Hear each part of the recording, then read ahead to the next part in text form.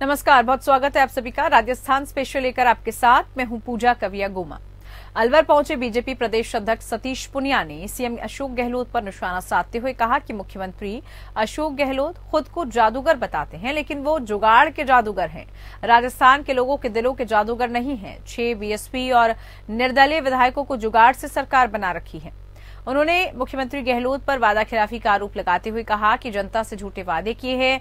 राहुल गांधी को लेकर भी उन्होंने कहा कि अलवर के मालाखेड़ा में उन्होंने लोगों से बड़े बड़े वादे किए, लेकिन उनमें से एक भी वादा पूरा नहीं हो पाया। युवाओं को रोजगार नहीं मिला, बेरोजगारी भत्ते के लिए युवा परेशान है, तो किसानों का कर्ज माफ भी अब तक नहीं हो पाया है। संगठनात्मक रूप से पहली बार 49,000 बूथों तक हम लोग धरातल पर प्रत्यक्ष रूप से पहुंचे हैं, जो एक बड़ी ताकत है। मोर्चों की भूमिका सीमित होती थी और प्रदेश स्तर तक उनकी उपस्थिति देखी जाती थी, लेकिन आज मंडल स्तर तक मोर्चों की अपनी प्रभावी भूमिका है।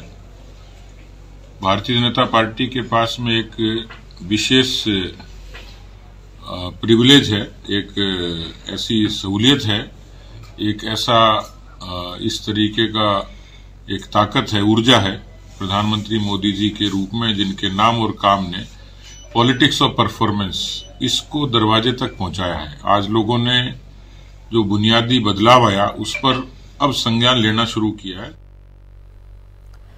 चलिए, ज्यादा जानकारी के लिए हमारे साथ संवाददाता रूप नारायण सावरिया जुड़ चुके हैं। रूप नारायण, यहाँ पर सतीश पुनिया तमाम तरह के आरोप लगाते हुए नजर आए, तमाम तरह से निशाना साधते हुए नजर आए अशोक गहलोत पर, क्या कुछ कहा उन्होंने? देखिए, सतीश पुनिया जी ने जो कहा है कि राजस्थान सरकार जो है वो जुगाड़ू सरकार है और राजस्थान के जो मुख्यमंत्री अशोक गहलोत है वो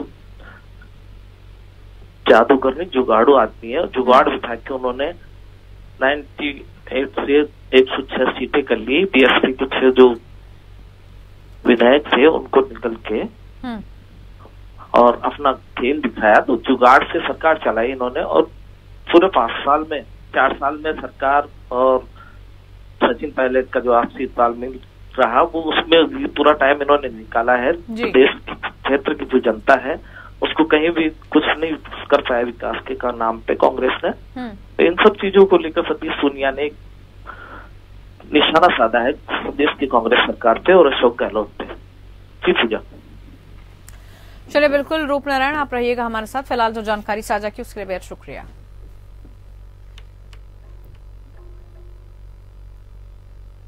तो विधानसभा चुनाव की सुगबुगाहट अब नजर आने लगी है। भारतीय जनता पार्टी और कांग्रेस के संभावित प्रत्याशी अपनी गणित बिछाने में मशगूल हो चुके हैं। इसी बीच पूर्व पीसीसी सदस्य राघव मीणा का बड़ा बयान सामने आया। उन्होंने ग्राम पंचायत मंडेरू में आयोजित क्रिकेट प्रतियोगिता का समापन पर कहा कि आगामी विधानसभा चुनाव में वो कांग्रेस के टिकट पाने की पूरी कोशिश करेंगे। यदि पार्टी ने उन्हें प्रत्याशी नहीं बनाया तब भी वो चुनाव लड़ेंगे। उन्होंने कहा कि पार्टी टिकट दे अथवा नहीं दे, विधानसभा चुनाव हर हाल में लड़ेंगे। उन्होंने कहा कि बचपन से लेकर आज तक 55 वर्ष तक पार्टी का सेवक बनकर हमेशा ईमानदारी, निष्ठा और कर्तव्य से काम किया है और किसी भी पार्टी के खिलाफ बगावत करके चुनाव नहीं लड़ा है। चलिए, हमारे साथ संवाददाता जुड़ चुके हैं रूप नारायण सावरिया। रूप नारायण, लगातार जो है अब राजस्थान में चुनावों को लेकर सुगबुगाहट दिख रही है। कौन कहां से और किस पार्टी से खड़ा होने वाला है, किसको टिकट मिलेगी नहीं मिलेगी, इसको लेकर अब जो है बयान भी शुरू हो गए हैं आने, क्या कुछ जानकारी? जी हाँ मुझे, मैं यह कहना चाहूंगा कि 4 साल पूरे होने के बाद अब जो है आगामी चुनाव को लेकर 2023 को लेकर कांग्रेस और भाजपा दोनों जहाँ अपनी तैयारियां कर रही है, वहीं टिकट चाहने वाले लोग अपनी तैयारियों को लेकर मैदान में आने लगे हैं और अपनी बयानबाजी देना शुरू किया। बयानों में कई लोग पार्टियों के अच्छाइयों को लेकर बात कर रहे हैं तो कई लोग बुराइयों को लेकर बात कर रहे हैं। इसी के चलते अभी आज राघव मीणा ने ऐलान किया कि अगर कांग्रेस पार्टी मुझे टिकट देती है तो ठीक है, अगर नहीं देती है तो भी मैं चुनाव जरूर लड़ूंगा और जनता की सेवा में करता रहूंगा। वहीं तो कांग्रेस के साथ साथ भाजपा की अगर बात करें तो भाजपा में भी कई ऐसे प्रत्याशी हैं जो अपनी टिकटों को लेकर भागम भाग कर रहे हैं और अपनी जोड़ तोड़ बैठाने की कोशिश कर रहे हैं। कांग्रेस हो या चाहे भाजपा हो, दोनों में ही अब की बार कई लोगों के टिकट काटे जाएंगे और कई नए चेहरों को मौका दिया जाएगा। जहाँ टिकट की बात होती है तो अभी 1 साल बचा हुआ है राजस्थान में, लेकिन लोग अपने अपने प्रयास करना शुरू कर चुके हैं और वो विवाद कहीं ना कहीं भाग दौड़ कर रहे हैं और अपने बयानबाजी देकर वो लाइमलाइट में आना चाह रहे हैं, ताकि वो जब भी टिकट देने की बात आए तो वो उनको चेहरे उनके पार्टी के सामने रहे। जी पूजा। बिल्कुल रूप नारायण, इस बीच जैसे आपने कहा कि सिर्फ एक पार्टी नहीं बल्कि सभी में इस वक्त यही स्थिति चल रही है कि सभी अपनी अपनी टिकट को लेकर कि कहां से मिलेगी, कैसे मिल पाएगी, उसके जुगत में लगे हुए हैं। अब इस बीच अगर हम बात करें, क्योंकि कई ऐसे बड़े चेहरे आप बता रहे हैं कि जिनका टिकट कटना तय है, कट सकता है, क्योंकि इस वक्त राजनीतिक जो सुगबुगाहट है राजस्थान में वो काफी कुछ बता रही है, क्योंकि कई एक ऐसे मुद्दे हैं जिनको लेकर लग रहा है कि राजनीति हावी रहेगी और इसमें कई बड़े चेहरों का टिकट भी कट सकता है। अगर हम बात करें जिस तरह से अब निर्दलीय के तौर पर उम्मीदवारी की बात भी कह रहे हैं, खुलकर मुखर हो रहे हैं नेता।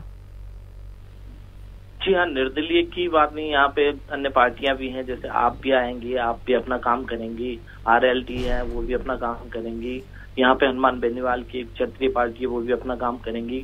तो लोग देख रहे हैं, राह तक रहे हैं कि जब समय आएगा तब वो अपना डिसीजन लेंगे। अगर कांग्रेस या भाजपा दोनों टिकट नहीं देती है तो किसी थर्ड पार्टी से भी जाके चुनाव लड़ेंगे। कई लोग ऐसे हैं जो अपने दम पे चुनाव जीत सकते हैं, वो निर्दलीय भी चुनाव लड़ेंगे, तो अपना अपना जुगत बिठाने में वो लोग लगे हुए हैं। बिल्कुल रूप नारायण, आप रहिएगा हमारे साथ। फिलहाल जो जानकारी दी उसके लिए शुक्रिया। बांसवाड़ा जिला मुख्यालय पर बजरंग दल के कार्यकर्ताओं ने विशाल आक्रोश रैली निकाली और कलेक्टर के जरिए राष्ट्रपति के नाम ज्ञापन सौंपा। ज्ञापन में राज्य समेत देश में बजरंग दल के कार्यकर्ताओं पर हो रहे हमलों और हत्या पर रोष जताते हुए इसे रोकने की मांग की गई। ज्ञापन में कहा गया कि असम के करीमगंज जिले में 8 जनवरी को भी बजरंग दल के 16 वर्षीय कार्यकर्ता की हत्या चाकू घोंपकर कर दी गई।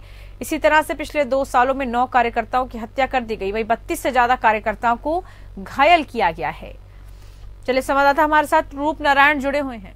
कार्यकर्ताओं और हिंदुओं की हत्या हो रही है इन आतंकवादियों द्वारा, उसके विरोध में आज पूरे देशव्यापी आह्वान पर बजरंग दल के ये ज्ञापन दिया जा रहा है राष्ट्रपति महोदय के नाम, माननीय कलेक्टर महोदय। चलिए संवाददाता रूप नारायण है हमारे साथ। रूप नारायण, बजरंग दल ने ये रोष मार्च निकाला है, रोष व्यक्त किया है उन्होंने और सीधे तौर पर कहा है कि उनके साथ लगातार अत्याचार हो रहा है, कई ऐसे मामले सामने आए हैं और इसी को लेकर उन्होंने ये भी कहा है कि जल्द से जल्द उनकी सुनवाई हो। क्या कुछ कदम आने वाले दिनों में उठाया जा सकता है इनकी मांगों को लेकर? देखिए, बांसवाड़ा जिला मुख्यालय पे बजरंग दल के कार्यकर्ताओं ने आक्रोश रैली निकाली और आक्रोश रैली के बाद कलेक्टर को जो राष्ट्रपति के नाम ज्ञापन सौंपा है। ज्ञापन में राज्य समेत देश के अन्य कई जगहों पर बजरंग दल के कार्यकर्ताओं पे हो रहे हमलों को लेकर रोष प्रकट किया और मांग की है कि बजरंग दल के कार्यकर्ताओं पे इस तरीके के जो आक्रमण हो रहे हैं वो रोके जाएं और जो भी दोषी हैं उन्हें कड़ी से कड़ी सजा दी जाए। मांग में यहाँ पे इन्होंने कहा है कि असम के करीमगंज जिले में 8 जनवरी को बजरंग दल के 16 वर्षीय कार्यकर्ता की चाकू घोंपकर हत्या कर दी गई थी। इसी तरह पिछले 2 वर्षों में 9 कार्यकर्ताओं की हत्याएं कर दी गई, 32 से भी ज्यादा कार्यकर्ता घायल हुए हैं। इन सब चीजों को लेकर बजरंग दल में एक आक्रोश है कि बजरंग दल के कार्यकर्ताओं पर ही ये आक्रमण क्यों हो रहे हैं। ये हाल पूरे भारतवर्ष की बात है, न कि राजस्थान की। राजस्थान में इतना अभी कुछ है नहीं कि इतना कुछ बजरंग दल के कार्यकर्ताओं के साथ कुछ गलत हो रहा हो, लेकिन पूरे भारतवर्ष का जो आक्रोश है वो बजरंग दल के कार्यकर्ताओं ने यहाँ प्रकट किया है बांसवाड़ा में कि पूरे भारतवर्ष में जो हमारे बजरंग दल के कार्यकर्ताओं पे अत्याचार हो रहे हैं या हमले हो रहे हैं उन्हें रोका जाए और दोषियों के खिलाफ सख्त से सख्त कार्रवाई की जाए। जी पूजा। चलिए रूप नारायण, आप रहिएगा हमारे साथ, बहुत शुक्रिया ये जानकारी हम तक पहुंचाने के लिए। तो वहीं जयपुर में राष्ट्रीय स्वास्थ्य प्राधिकरण के मुख्य कार्यकारी अधिकारी राम सेवक शर्मा ने गहलोत सरकार की तारीफ करते हुए कहा कि राजस्थान के मुख्यमंत्री चिरंजीवी स्वास्थ्य बीमा योजना बड़े स्तर पर जनसंख्या को कैशलेस चिकित्सा सुविधा का लाभ देती है, जिसकी वजह से यूनिवर्सल हेल्थ कवरेज देने के मामले में राजस्थान की स्थिति बेहतरीन है। उन्होंने इस बात पर खुशी जाहिर की और अन्य राज्यों की तुलना में मुख्यमंत्री चिरंजीवी स्वास्थ्य बीमा योजना से राजस्थान की बहुत बड़ी जनसंख्या स्वास्थ्य बीमा योजना से जुड़ी हुई है। कहा उन्होंने कहा कि ये बात इसलिए भी महत्वपूर्ण की है क्योंकि कोविड के बाद आमजन के लिए स्वास्थ्य का मुद्दा सबसे महत्वपूर्ण हो गया है। कुछ दिनों पहले ही जारी national health family health survey 5 की रिपोर्ट के मुताबिक राजस्थान के 88% परिवार स्वास्थ्य बीमा योजना से जुड़े हुए हैं और इस मामले में राजस्थान देश में पहले स्थान पर है। एनएचए के मुख्य कार्यकारी अधिकारी के मुताबिक जनसाधारण को गुणवत्तापूर्ण स्वास्थ्य सुविधा उपलब्ध कराने के लिए चिरंजीवी योजना के पैकेज में काफी गतिशीलता रखी गई है। राजस्थान की जो योजना है स्वास्थ्य की, जो इंश्योरेंस की स्कीम है, जिसका नाम प्रधानमंत्री जन आरोग्य योजना, मुख्यमंत्री चिरंजीवी योजना है, उसका आज व्यापक विश्लेषण और व्यापक रिव्यू हम लोगों ने किया साथ साथ। और मुझे बहुत खुशी है इस बात की कि राजस्थान बहुत अच्छा काम इस योजना में कर रहा है। पहली बात जो बड़ी रिमार्केबल है, करीब पूरे 15 दिन के अंदर लगभग आपके 90 से ज्यादा क्लेम्स 15 दिन के अंदर पेमेंट हो जाते हैं, जो कि एक बहुत अच्छी बात है। तो स्वास्थ्य के मामले में राजस्थान की गुणवत्ता और राजस्थान राज्य लगातार आगे बढ़ रहा है। संवाददाता हमारे साथ जुड़े हुए हैं रूपनारायण सावरिया। रूपनारायण, स्वास्थ्य एक मुख्य मुद्दा है और खासतौर पर कोरोना के बाद से लोगों को स्वास्थ्य जीवन देना एक बुनियादी सुविधा है जो लोगों को मिलनी चाहिए। ऐसे में जो तमाम योजनाएं सरकार की तरफ से दी जा रही है, कितनी कारगर वो साबित हो पा रही है, कितने परिवार उससे जुड़ पा रहे हैं, किस तरह का लाभ लोगों को मिल पा रहा है? देखिए पूजा, मैं यह बताना चाहूंगा कि जब राजस्थान में अशोक गहलोत सरकार बनी है, अशोक गहलोत ने जनता के स्वास्थ्य को लेकर हमेशा एक अच्छी और कारगर योजनाएं लागू की है राजस्थान में। वर्तमान में जो योजना लागू की है वो कैशलेस है और जनता को सीधा फायदा मिल रहा है। वो 10 लाख तक के अपने इलाज फ्री कैशलेस पे हॉस्पिटल में जाके करवा रहे हैं, वो चाहे सरकारी हॉस्पिटल हो या प्राइवेट हॉस्पिटल हो। स्वास्थ्य को लेकर स्वयं मुख्यमंत्री काफी सजग रहते हैं और जनता के लिए जो चिरंजीवी योजना इन्होंने जारी की है, उस योजना को वो चाहते हैं कि पूरे भारतवर्ष में ये योजना लागू हो ताकि पूरे भारतीय लोगों को स्वास्थ्य के लेकर कोई प्रॉब्लम ना हो, या कि हेल्थ अगर है तो सब कुछ ठीक रहेगा। स्वास्थ्य को लेकर सदैव ये संवेदनशील रहे हैं अशोक गहलोत, और अशोक गहलोत की एक बेहतरीन योजना ये जो है चिरंजीवी योजना, इससे राजस्थान के लगभग 88% परिवारों को सीधा फायदा मिल रहा है। सीधा वो जुड़े हुए हैं इस योजना से। जहां भी बड़ी कोई प्रॉब्लम होती है, हार्ट की प्रॉब्लम हो या कोई और प्रॉब्लम हो स्वास्थ्य को लेकर, उसको लेकर वो अपना आप जिस व्यक्ति से चलिए, बिल्कुल योजना का असर लोगों को मिलना चाहिए क्योंकि योजना लोगों के हित के लिए ही लाई जाती है। स्वास्थ्य भवन में चिकित्सक संगठनों और स्वयंसेवी संस्थाओं के साथ राज्य स्तरीय परामर्श बैठक आयोजित की गई। बैठक में जनसाधारण को स्वास्थ्य का अधिकार देने के लिए सरकार द्वारा लागू किए जाने वाले राइट टू हेल्थ बिल के विभिन्न प्रावधानों पर चर्चा की गई। बैठक में प्रदेश भर के चिकित्सकों के विभिन्न संगठनों के प्रतिनिधियों ने अपने अपने सुझाव दिए और बिल की भावना को जनहितैषी बताया। बैठक को संबोधित करते हुए टी रविकांत ने कहा कि राइट टू हेल्थ बिल प्रदेश की जनता के लिए जनकल्याणकारी होगा और राजस्थान आम आदमी को स्वास्थ्य का अधिकार देने वाला पहला राज्य बनेगा। शासन सचिव डॉक्टर पृथ्वी ने कहा कि सभी में सामंजस्य बिठाकर एक बेहतरीन जनहितैषी बिल लाया जाएगा जो प्रदेश, आमजन, डॉक्टर्स और सभी के लिए अच्छा साबित होगा।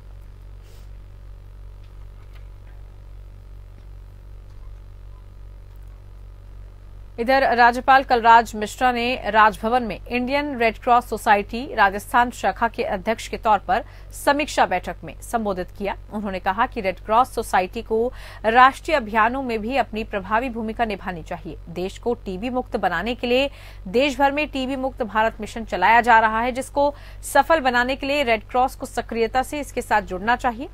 राज्यपाल ने बारां, चित्तौड़गढ़, प्रतापगढ़, झालावाड़, राजसमंद, टोंक, सिरोही और दौसा जिला कलेक्टरों से वीडियो कॉन्फ्रेंसिंग के माध्यम से संवाद किया। निर्देश दिए गए कि 1 महीने के अंदर निर्धारित प्रक्रिया पूरी करते हुए रेड क्रॉस को आधिकारिक सक्रिय करें। उन्होंने रेड क्रॉस की प्रदेश इकाई के लिए भी मार्च महीने तक निर्वाचन प्रक्रिया संपन्न कर कार्यकारिणी गठन करने के निर्देश दिए। राज्यपाल ने कहा कि राजभवन की पहल पर हाल ही में रेड क्रॉस सोसाइटी की जिला इकाइयों का पुनर्गठन हो और इसकी शाखाओं में भी विस्तार हुआ है, जो सराहनीय है। और उन्होंने कहा कि थैलेसीमिया, कैंसर, एनीमिया जैसी गंभीर बीमारियों के उपचार और इनके बचाव के लिए जन जागरूकता बढ़ाने का कार्य भी रेड क्रॉस का स्तर पर किया जाना चाहिए। राज्यपाल ने संगठन के सदस्यता अभियान को भी रफ्तार देने का निर्देश दिया। मानवता की सेवा में कार्यरत विश्व स्तर की प्रमुख संस्थाओं में से एक इंडियन रेड क्रॉस सोसाइटी की इस बैठक में मेरी आप सभी से अपेक्षा है कि इस संगठन को और अधिक गतिशील करते हुए इसके जरिए पीड़ित मानवता के लिए अधिकाधिक कार्य किए जाए। सेवा के उद्देश्य से स्थापित रेड क्रॉस सोसाइटी हमारे देश में ही नहीं विश्व भर में जरूरतमंदों और पीड़ित मानवता की सेवा में निरंतर कार्य कर रही है। तो वहीं अलवर के पॉस्को न्यायालय ने एक मामले में फैसला सुनाते हुए आरोपी को 20 साल के कठोर कारावास और 25,000 के जुर्माने को लगाया है। इस मामले की सुनवाई 2 साल तक चली। दोनों पक्षों की दलीलें सुनने के बाद न्यायालय ने फैसला सुनाया। अलवर के टपुकड़ा थाने में 10 मार्च 2020 को एक व्यक्ति ने एफआईआर दर्ज कराई थी, जिसमें उसने एक शख्स पर उसकी नाबालिग बेटी को बहला फुसलाकर भगा ले जाने और उसके साथ दुष्कर्म करने का आरोप लगाया था। शिकायतकर्ता के मुताबिक जब 2 महीने बाद उसकी नाबालिग बेटी घर लौटी तो उसने परिजनों को पूरे मामले की जानकारी दी। उसने बताया कि आरोपी उसे बहला फुसलाकर अपने साथ बाइक पर बिठाकर ले गया और अलग अलग जगह ले जाकर उसके साथ दुष्कर्म किया गया। इस मामले में सरकारी वकील राजकुमार गंगावत ने बताया कि आरोपी को कठोर सजा दी गई है। लगातार मामले पर सुनवाई की गई। पुलिस की तरफ से भी पूरा सहयोग मिला, इसलिए न्यायालय ने भी जल्द से जल्द फैसला सुनाया। आरोपियों को कठोर सजा मिलने से समाज में बेहतर संदेश जाता है। रूपनारायण समारिया हमारे साथ जुड़ चुके हैं। रूपनारायण, बड़ी कठोर सजा यहां पर सुनाई है कोर्ट की तरफ से और समाज में संदेश देने की कोशिश की गई है कि जो भी इस तरह की आपराधिक गतिविधि करेगा उसके लिए सजा का प्रावधान है। बिल्कुल पूजा, मैं कहना चाहूंगा कि न्यायालय ने 2 साल के शॉर्ट टाइम में अपराधी को सजा सुनाकर एक मिसाल पेश की है, ताकि आने वाले समय में लोग ये देख सकें कि अगर हम ऐसा कुछ करते हैं, ऐसा कृत्य हम करते हैं तो सजा के हम हकदार होंगे। मामला अलवर के पॉस्को न्यायालय का है, जहाँ पे ये मामला 2 साल में पुलिस जहाँ लगातार प्रयास करती रही, वहीं कानून और वकील भी अपना काम करते रहे। उसी के चलते ऐसा हो पाया कि एक अपराधी को 20 साल की सजा मिली और एक मिसाल पेश की गई कि अगर ऐसा कृत्य हम लोग आसपास में कहीं देखते हैं, करते हैं, तो उसकी सजा निश्चित रूप से बहुत जल्द मिलने वाली है। यहाँ पहले मामला जो था वो लंबा चलता था और कानून की जो विभिन्न धाराएं उसको कई रास्ते बना के लोग इसका फायदा उठाते थे, लेकिन अभी न्यायालय ने तुरंत त्वरित कार्यवाही करते हुए 2 साल में ही इस मामले का डिस्पोजल किया और अपराधी को सजा सुनाई। इसको लेकर एक अच्छा मैसेज जा रहा है समाज में कि अपराधी को छोड़ा नहीं जाएगा। अब अपराधी के साथ और पीड़िता के साथ न्याय होगा, ये निश्चित रूप से ये निश्चित किया माननीय न्यायालय ने। मामला ये अलवर क्षेत्र का, टपुकड़ा थाना क्षेत्र का है, जहाँ पे ये मामला हुआ। पहला फुसलाकर एक नाबालिग को साथ ले गया और उसके साथ दुष्कृत्य किया। उसके बाद वो 2 महीने बाद जब वापस घर आई तो उसने अपने माँ बापों को बताया कि ये मेरे साथ हालात थे, उसने मुझे बेला फुसला के इस तरीके से ले गया और मेरे साथ ये सारा सब किया। जिसके बाद लेकर त्वरित कार्रवाई करते हुए पुलिस ने सही टाइम पे अपना रिकॉर्ड जो है न्यायालय में पेश करके अपराधी को सजा सुनवाई। जी पूजा। चलिए, बहुत शुक्रिया रूपनारायण सवारिया आपका तमाम मुद्दों को लेकर जानकारी साझा करने के लिए। इधर अलवर राजगढ़ के ढेगडीन गांव में साल 2003 में एक व्यक्ति की हत्या कर दी गई थी। उसके आरोपी खुलेआम घूम रहे हैं। मृतक के बच्चे दर दर की ठोकरें खाने को मजबूर हैं। न्याय के लिए वो भटक रहे हैं। आरोपियों की गिरफ्तारी की मांग को लेकर बुधवार को पुलिस अधीक्षक कार्यालय में मृतक के परिवार के लोगों ने ज्ञापन सौंपा और आरोपियों की गिरफ्तारी की मांग की। पीड़ित परिवार ने पुलिस अधीक्षक कार्यालय में ज्ञापन सौंपा और आरोपियों पर जान से मारने की धमकी देने का आरोप लगाया।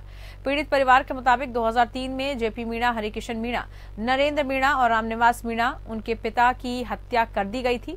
इन लोगों ने अपने प्रभाव का इस्तेमाल करके थाने में रिपोर्ट भी दर्ज होने नहीं दी। तो वहीं आरोपियों ने जान से मारने की धमकी देकर परेशान कर रहे हैं। पीड़ित परिवार का आरोप है कि उन्होंने इस मामले की शिकायत जिला कलेक्टर को भी दी, पुलिस अधीक्षक को भी दी गई थी, लेकिन पुलिस अधीक्षक द्वारा वापस राजगढ़ थाने में मामले को भेज दिया गया, जहां पर आरोपियों द्वारा उन्हें धमकी दी जा रही है। 2003 में मेरे पापा का मर्डर कर दिया सर 4 लोगों ने, डॉक्टर जेपी मीणा, हरिकिशन मीणा, नरेंद्र मीणा और रामनिवास मीणा और शैलेंद्र मीणा आपसे परेशान करता है सर। इन लोगों ने मेरे पापा का 2003 से मर्डर कर दिया। फिर ये मेरे जो डॉक्टर जीपी मीणा जो ताऊ जी है, उनकी पावर होने के कारण वहाँ पे कोई FIR दर्ज नहीं होने देते, क्योंकि उनकी पावर बहुत है। वो पावर की वजह से वो हमको आज तक परेशान करते आ रहे हैं सर। और हमने अब कलेक्टर साहब को भी दी थी, SP मैडम को भी दी थी, और राजगढ़ थाने में तो वो जाने ही नहीं देते। और वो बोलते हैं, जैसे SP मैडम वहाँ पे बेची है तो वो बोलते हैं कि आएगी तो इधर ही। राजस्थान विद्युत कर्मचारी अधिकारी संयुक्त संघर्ष समिति के बैनर तले बिजली कर्मचारियों द्वारा पुरानी पेंशन बहाली समेत 5 सूत्री मांगों को लेकर जयपुर के शहीद स्मारक पर प्रदर्शन किया गया, जिसमें करीब 15 से 20 हजार कर्मचारी शामिल हुए। इस दौरान कर्मचारी नेताओं के मुख्य सचिव से वार्ता हुई, जो विफल रही, जिससे आक्रोशित कर्मचारियों ने धरना जारी रखने की घोषणा की। जिसके बाद ऊर्जा विभाग के मुख्य सचिव के दिशा निर्देश के मुताबिक दूसरे दौर की वार्ता हुई, जिसमें पुरानी पेंशन की मांग को लेकर इस बजट में शामिल कर पूरा कराने की और अन्य मांगों को लेकर पूरा करने का आश्वासन के बाद धरना खत्म किया गया। पूर्व राजस्थान विद्युत संयुक्त कर्मचारी संघर्ष समिति के पदाधिकारियों ने बताया कि राज्य सरकार द्वारा साल 2004 के बाद नौकरियों में आए राज्य कर्मचारियों के पेंशन बहाली के आदेश जारी कर दिए गए, लेकिन करीब 10 महीने से निरंतर मांग करने के बावजूद अब तक बिजली बोर्ड में पुरानी पेंशन लागू नहीं की जा रही है, जिससे कभी भी सभी वर्ग के अधिकारी कर्मचारियों में रोष की स्थिति है। संघर्ष समिति के पृथ्वीराज गुर्जर ने कहा कि पुरानी पेंशन कर्मचारियों के बुढ़ापे की लाठी है, जिसे कुछ विभागों में देना और कुछ को नहीं देना ये न्यायोचित नहीं है।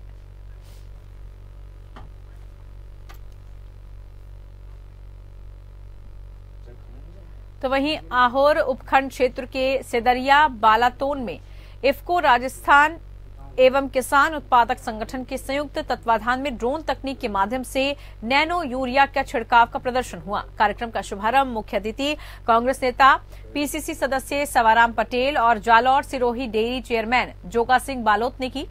कृषि विभाग के संयुक्त निदेशक डॉक्टर RB सिंह ने बताया कि फसलों की पैदावार बढ़ाने के लिए यूरिया के सर्वाधिक इस्तेमाल से कृषि भूमि की उर्वरा शक्ति नष्ट होने की शिकायत लंबे समय से आती रही है। इस चिंता को दूर करने के लिए इफ्को द्वारा नैनो यूरिया नैनो तकनीक आधारित नैनो यूरिया फर्टिलाइजर लिक्विड रूप में तैयार किया गया है। नैनो यूरिया तकनीक पर आधारित एक स्वदेशी नैनो उर्वरक है, जो भारत सरकार द्वारा अनुमोदित किया गया। उन्होंने बताया कि नैनो यूरिया का पत्तियों पर छिड़काव करने से नाइट्रोजन का पर्याप्त मात्रा में फसलों को आपूर्ति हो जाती है, जिससे उत्पादन में वृद्धि के साथ ही पर्यावरण भी सुरक्षित रहता है।